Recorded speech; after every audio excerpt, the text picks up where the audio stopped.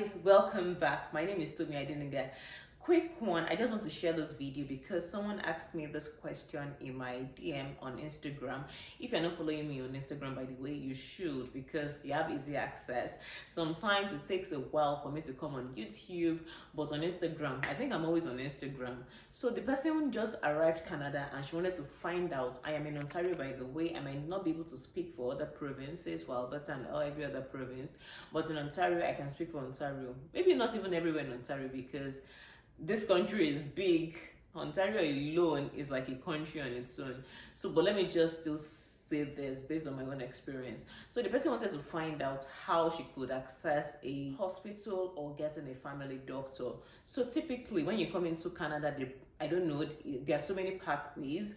I came in as a permanent resident, and well, that's one of the popular pathways, and work permits and students. For permanent residents, once you come into the country, the first thing you do in Ontario, I used to hear that in the past, you have to wait for like 3 months before you're eligible to get your health card.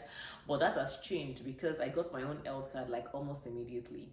Once you arrive, so I'm speaking for permanent residents now, and I will get back to others later as much as I know. So once you arrive and you're a permanent resident, after you get your SIN, of course, that's the most important thing. 2 things you need to always carry with you anywhere you're going to is your COPR, that paper you get when your PPR is issued. That's COPR. You need it, very important, before your PR card is issued, because most places they will ask you for that, and that would even suffice. It will serve as like a mini ID for you. That's like your PR card.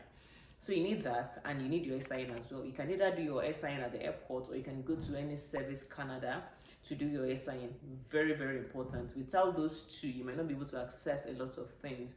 So after you've gotten your SIN, your social insurance number, and you have your COPR already, to get your health card, in order to access like health facilities, you will now go to Service Ontario. That's why I said Ontario. I believe that might be the same thing in other provinces. So like use your province to like look for a name. Maybe it might be Service Alberta. I don't know how it works in other places, but in Ontario it is Service Ontario. Service Canada is for like SIN. Service Canada is for SIN. Service Ontario is for like health card, your driver's license, if you need to change information about your driver's license and things like that, like things that have to do within the province, you can do that in Service Ontario. So go to Service Ontario and tell them that you need to like get a health card. They understand what they need to do. You just need to fill some forms, give them your SIN. No, I don't even think you need to give them your SIN. No, you don't need to give them your COPR, but you need your SIN for some other things, maybe the bank and everything like that.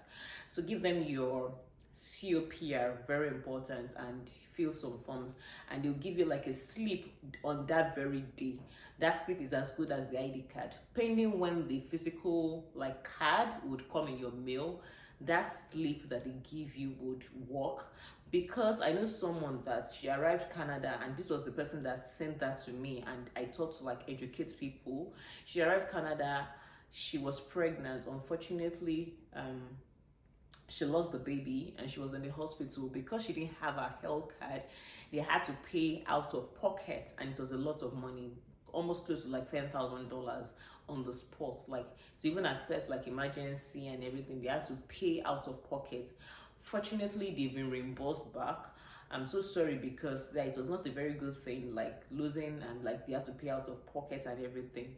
So, but in her own case, in fact, it was an emergency situation. She arrived Canada and she had to be rushed to the hospital almost immediately. So there was even no time for them to even apply for SIN, to apply for like a health card or anything like that. So I told her that she should go to the nearest Service Ontario and go apply for her health card, because just in case she needs to, this is like, she might need to still go to the hospital to see them at the hospital or something. She needs to have that card. She's better now and she's been able to like get the card. So she was asking me, and as we're talking, I thought to like educate 1 or 2 other people. Once you come into the country, that is where you get your health card from, and you can use that to like access almost anything you want, and like anything like health and all that. So coming to family doctor is also very important, to have a family doctor. It's not always easy. Sometimes you might be on the wait list. Sometimes some hospitals, like accept immediately. So family doctors are basically like you looking out. Just Google like nearest clinic near me. Most of these clinics have like doctors attached. Just Google them. For me, I googled, and on the other hand, like I asked people in my church, I asked friends that were around me, people that I was already making like friends. I was making friends, and I just kept on asking everybody like, how do I access a family doctor? How do I get family doctor? I had a list, and by the time we went round 2 or 3 searches, we already had a family doctor. In fact, my kids have one. I also have my own doctor. Let me just say that we've been blessed to have family doctors. It's your family doctor that will refer you for certain things. I've mentioned it on this channel before that I had to go for a surgery sometime in December, and if I didn't have a family doctor, it might be impossible for me to access that, except it's an emergency case, because it's your doctor that would like refer you for these services. You can't just walk into the hospital and say, I want to do this and that. It's not the way it works back in Nigeria. So it's your family doctor that would, so almost anything you need. Like my son too, I need to like take him for like a mini surgery. Is the family doctor or pediatrician that is recommending that we do that. So that is how you can access them. So before you even get your family doctor, have your card first. That card is what is going to make you eligible to see those people, because they will always ask for all that information. So for students, I've spoken for PR. For students, I believe it's a little bit different. You might need to pay insurance, maybe via your school or something, or you might need to pay like out of pocket for every visit, but that might be very, very expensive, even for those on work permits.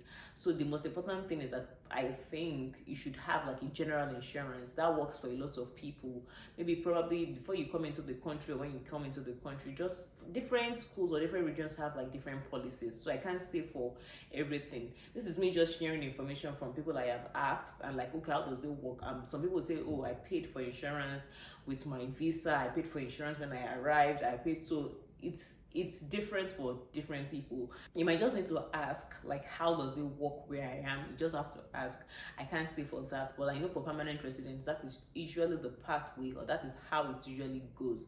Or for every other pathway, you just need to ask whatever you are eligible for. Sometimes they need you to pay out of pocket, sometimes insurance covers it. Or fortunately, if you're on a work permit, sometimes even your insurance from your company would cover it.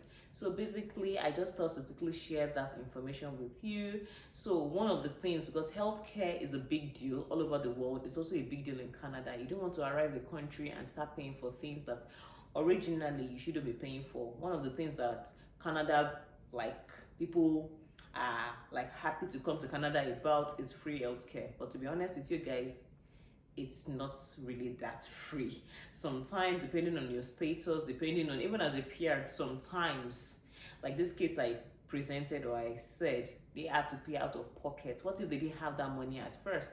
What if they didn't have that? So these are the things you need to know. Just be prepared, and God forbid that there are certain things like that.